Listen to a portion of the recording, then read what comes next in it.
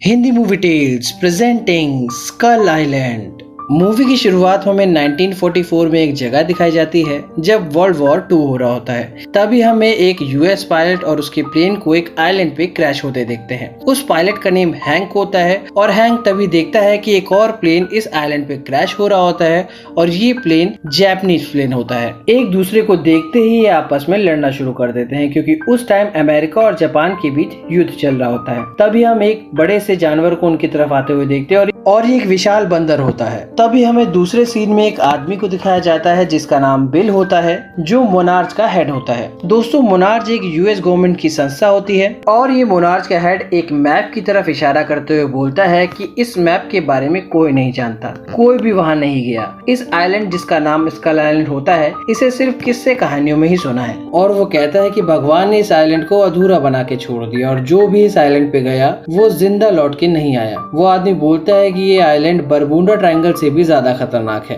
1945 में US government ने इस आइलैंड पे बहुत सारे न्यूक्लियर टेस्ट करे थे, पर वो कोई टेस्ट नहीं थे बल्कि गवर्नमेंट वहाँ किसी को मारने की कोशिश कर रही थी और अगर हम वहाँ पहुँच गए तो हमें बहुत सी नायाब चीजें मिलेंगी। पर यूएस गवर्नमेंट के सेनेटर मोनार्च के हेड को वहाँ जाने की इजाजत नहीं देते क्योंकि उसके लिए उन्हें बहुत सारे पैसों की जरूरत थी। पर तभी हेड बोलते हैं कि कुछ दिन पहले रशियन की सैटेलाइट ने उस आइलैंड को ढूंढ लिया है और उसकी फोटोग्राफ भी उनके पास है। ये सुनते ही सेनेटर परमिशन के साथ फंड भी इशू कर देते हैं और दूसरे ही सीन में हमें दिखाया जाता है कि मोनार्च आइलैंड जाने की तैयारी कर रही होती है और इस टीम में जेम्स कॉर्नेट भी होता है। जेम्स कॉर्नेट ने वियतनाम वॉर भी लड़ी होती है और जेम्स ही पूरी टीम को गाइड करने वाला होता है और अब वो पूरी टीम शिप पे बैठ के उस आइलैंड की तरफ निकल पड़ती है। उस शिप में कई सारे हेलीकॉप्टर भी होते हैं और तभी हम देखते हैं कि वहाँ एक बहुत बड़ा तूफान आने लगता है। तभी टीम में एक आदमी जिसका नाम बिल होता है वो कहता है कि हमें रुकना नहीं चाहिए, हमारे पास यही एक मौका है। सब लोग बिल की इस बात पे राजी हो जाते हैं और आगे हेलीकॉप्टर से बढ़ने लगते हैं। उनकी टीम जैसे ही उस तूफान की तरफ पड़ती है हम देखते हैं कि वहाँ बहुत जोर से बिजलियां कड़क रही होती है और आखिर में वो लोग स्कल आइलैंड पहुंच जाते हैं। वो आइलैंड बहुत खूबसूरत होता है। वो लोग जैसे ही आइलैंड पे पहुंचते हैं वो कई सारे बॉम्ब विस्फोट करने लगते हैं। उस बॉम्ब से वो ये पता लगाना चाह रहे थे कि आइलैंड की जमीन के नीचे खनिज पदार्थ है या नहीं।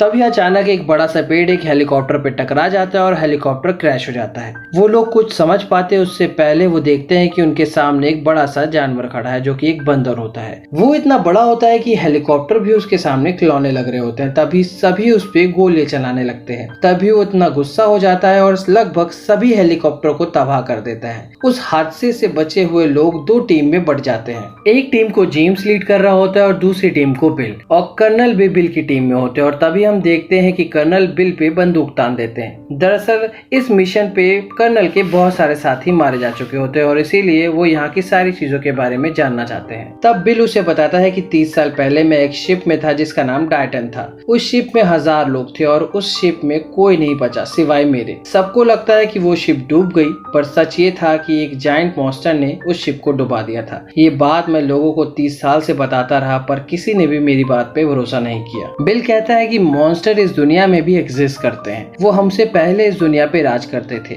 आज नहीं तो कल वो हमें फिर से ढूंढ लेंगे और हम इंसान को खत्म करके फिर से इस दुनिया पे राज करेंगे। मैं तुमसे ये चाहता हूँ कि तुम यहाँ से सारे सबूत ले जाके मिलिट्री को दे दो और हम मिलिट्री के साथ यहाँ मिलके सारे मॉन्स्टर को मार दें। और दूसरी तरफ हम जेम्स और उसकी टीम को देखते हैं। जेम्स अपनी टीम से कहता है कि हमें नदी को फॉलो करते हुए समंदर तक पहुँचना होगा। हमारी शिप वहाँ 3 दिन तक रुकेगी। हमें किसी तरह उन्हें सिग्नल देना होगा ताकि वो लोग हमें यहाँ आके बचा ले। जब वो एक तालाब के पास से गुजर रहे होते हैं तभी उन्हें एक विशाल गाय दिखती है। उसे देखते ही वहाँ सब डरने लगते हैं पर जेम्स किसी को भी शूट करने से मना कर देता है और वो जायंट काऊ बिना किसी को कुछ कहे वहाँ से चली जाती है। कुछ देर चलने के बाद उन्हें एक पत्थरों से बनी हुई एक दीवार दिखती है और वहाँ अचानक एक कबीले के लोग आ जाते हैं और उन्हें चारों तरफ से घेर लेते हैं। जेम्स और उनकी टीम उन पे बंदूक तान देती है पर इससे पहले उन्हें कुछ समझ आता हैंक वहाँ आ जाता है। हैंक एक यूएस सोल्जर होता है। ये वही आदमी होता है जिसे हमने मूवी की शुरुआत में देखा होता है। हैंक जेम्स और उसकी टीम को बताता है कि ये कबीले वाले तुम्हें कोई नुकसान नहीं पहुंचाएंगे। इसके बाद हैंक उन्हें उनके विलेज ले जाता है। वहाँ एक बड़ी शिप होती है। हैंक उन्हें बताता है कि ये शिप मेरे आइलैंड के आने के 10 साल बाद यहाँ पे आई थी। और जैसे ही वो लोग उस गाँव में पहुँचते हैं, उन्हें उस बंदर की बड़ी सी पेंटिंग दिखती है। दरअसल वहाँ के लोग उस बंदर की पूजा करते हैं और उसका नाम कॉन्ग होता है। वहाँ के कबीलों वालों ने जिंदगी भर कुछ न बोलने की कसम खाई होती है और कॉन्ग उस आइलैंड का राजा होता है और वो यहाँ पे सभी लोगों को बचाता है।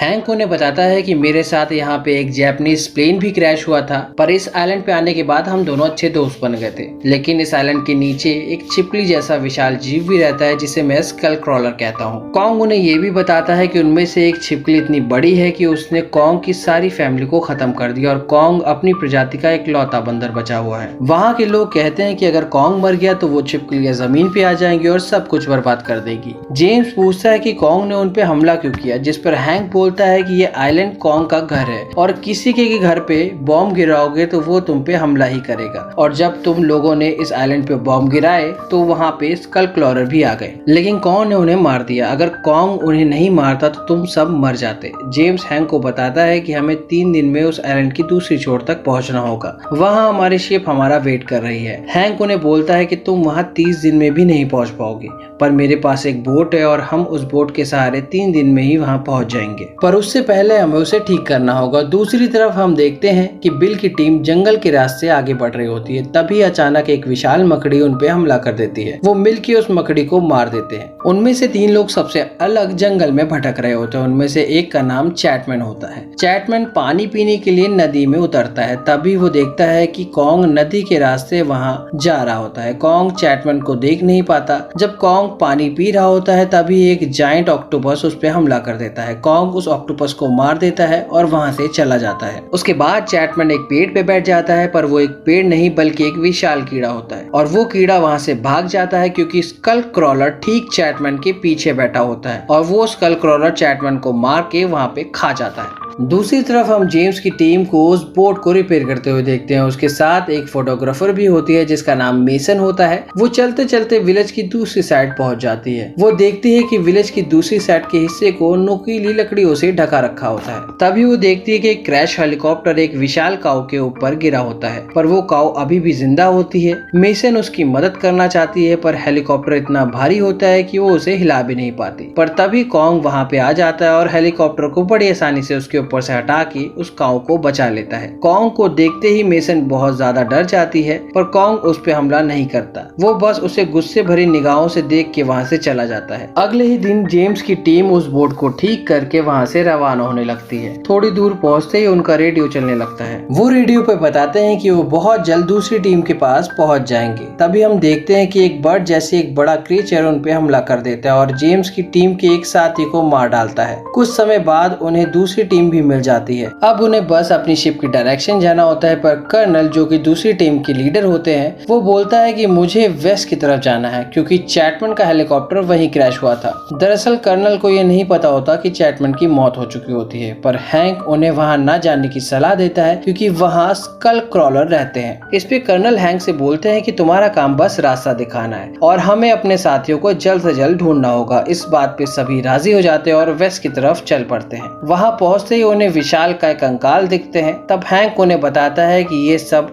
डायनासोर और कॉन्ग की फैमिली के हैं। जैसे ही वो आगे बढ़ते हैं एक स्कल क्रॉलर उन पर अटैक कर देता है और तभी वहाँ जायंट बर्ड भी उन पर अटैक करने लगती है। हैंक कर्नल को बोलता है कि हमें अब यहाँ से निकल जाना चाहिए। ये पूरा इलाका स्कल क्रॉलर का है, पर कर्नल बिना चैटमैन के वहाँ से निकलना नहीं चाह रहे थे। पर जेम्स उन्हें चैटमैन का लॉकेट दिखाता है और वो कहता है कि ये मुझे स्कल क्रॉलर के अंदर से मिला। इसका मतलब चैटमैन अब मर चुका है और हमें अब यहाँ से जाना चाहिए। पर कर्नल बोलता है कि मुझे उसके हेलीकॉप्टर को ढूंढना होगा क्योंकि उसमें बहुत सारे हथियार हैं। उसकी मदद से हम कॉन्ग और उसके जैसे कई सारे लोगों को मार देंगे। ये सुनने के बाद जेम्स की टीम का एक आदमी भड़क जाता है और वो बोलता है कि कॉन्ग इस आइलैंड को प्रोटेक्ट करता है और यहाँ के एक आदिवासी उसकी पूजा करते हैं। वो कर्नल बोलता है कि मैं कॉन्ग के साथ उन स्कल क्रॉलर को भी मार दूंगा क्योंकि उन्होंने मेरे साथियों को मारा है। जेम्स कर्नल से बोलता है कि अगर तुम्हें उस हेलीकॉप्टर की तरफ जाना है तो तुम जा सकते सकते हो, हम अपनी शिप की तरफ जाएंगे ताकि हम उसे रोक सके। इसके बाद दोनों टीम अलग हो जाती है और कर्नल की टीम को चैटमैन का हेलीकॉप्टर मिल जाता है जो कि हथियारों से भरा होता है। दूसरी तरफ जेम्स, मेसन और उसके साथी शिप की लोकेशन की तरफ बढ़ रहे होते हैं और जेम्स और मेसन शिप की लोकेशन जानने के लिए एक पहाड़ के ऊपर चढ़ जाते हैं। जैसे ही वो उस पहाड़ के टॉप पे पहुंचते हैं तब तक अंधेरा हो जाता है। उसी पल हमें कॉन्ग को दिखाया जाता है। कॉन्ग को देखते ही वो दोनों बहुत ज्यादा डर जाते हैं, पर जल्द ही उन्हें ये अंदाजा हो जाता है कि कॉन्ग उन्हें कोई नुकसान नहीं पहुंचाएगा। मेसन पहले भी कॉन्ग से मिल चुकी होती है तो वो उसे छू लेती है और दोनों को ये एहसास होता है कि कॉन्ग बस एक प्यारा विशाल बंदर है। तभी हमें जंगल में एक्सप्लोजन दिखाया जाता है। कर्नल और उसकी टीम ने ये एक्सप्लोजन किया होता है। दरअसल कॉन्ग को फंसाने के लिए उनकी एक चाल होती है। जब कॉन्ग वहां पहुंचता है तो उनके जाल में फंस जाता है और वो बहुत बुरी तरह जल जाता है और वहीं पे बेहोश हो जाता है। अब वो लोग कॉन्ग को बॉम्ब से मारना चाह रहे होते हैं, पर तभी इससे पहले जेम्स और मेसन वहां पहुंच जाते हैं और कर्नल पे बंदूक तान देते हैं। वो कर्नल को कॉन्ग को मारने से मना करते हैं और अब कर्नल की टीम के लोग भी कर्नल के अगेंस्ट हो जाते हैं, क्योंकि कर्नल की टीम के लोग भी ये समझ चुके होते हैं कि कॉन्ग उनका दुश्मन नहीं है। तभी हम देखते हैं कि एक विशाल स्कल क्रॉलर नदी के नीचे से निकलता है। तभी हम देखते हैं कि कॉन्ग जग जाता है और कर्नल को अपने हाथों से कुचल देता है। इसके बाद कॉन्ग और स्कल क्रॉलर के बीच लड़ाई होने लगती है। सभी लोग बोट की तरफ भागने लगते हैं और जैसे ही वो लोग बोट की तरफ पहुंचने वाले होते हैं, स्कल क्रॉलर उन पे हमला कर देता है। तभी कॉन्ग उस छिपकली के सर पे बड़ी सी चट्टान से हमला कर देता है और उनके बीच फिर से लड़ाई शुरू हो जाती है। तभी मेसन एक चट्टान पे चढ़ के फ्लेयर गन से फायर कर देती है ताकि शिप को